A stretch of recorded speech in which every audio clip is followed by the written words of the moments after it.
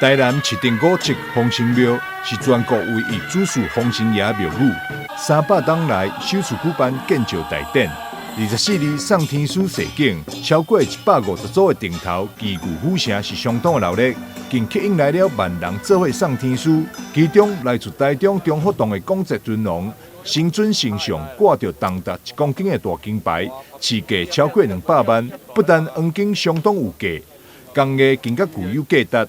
这个金牌就是咱管理委员会大家集资啊，是讲来到台南啊，咱无大家吼。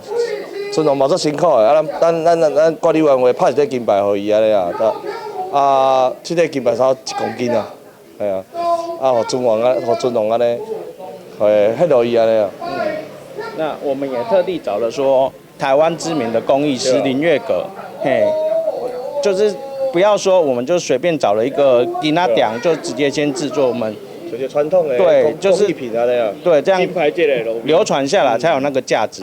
另外，还来自客家结合奖的亚钢灯，是全台湾唯一36位神童用人力所耕的亚钢灯。阮的武功阵是全台唯一用人力扛的，有36个神童安尼。